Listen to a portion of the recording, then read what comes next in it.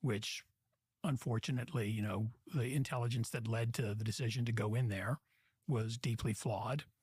And that had an enormous hit on the American intelligence community's credibility and U.S. foreign policy credibility. Was there soul searching within the CIA after that? I think there was. I mean, I think what's unclear and what probably has to happen when something that egregiously wrong occurs, there's got to be a public-facing piece of this. Exactly. I think that was absent in the post-2003 environment. I personally believe that this was the greatest intelligence failure of the American intel community certainly in my time in government.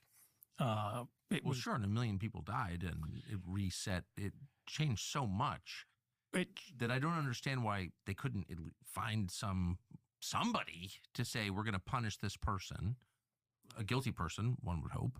So what tends to happen in a modern bureaucracy, at least in the American version of it, is those type of mistakes are considered, I'm not saying this is proper, but this is sort of how they approach it. It's a systemic problem. And so we're going to take all these steps to change the things that we think led to this.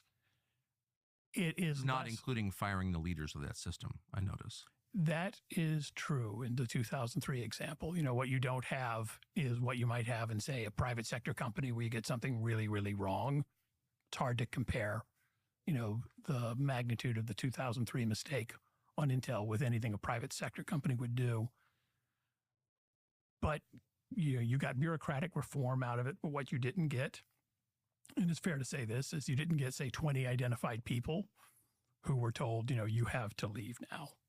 Yeah, because, you made the point by implication earlier that one of the reasons countries participated in the global war on terror with the United States, helped the United States, was because they had the example of countries that refused to participate or who worked against our interests.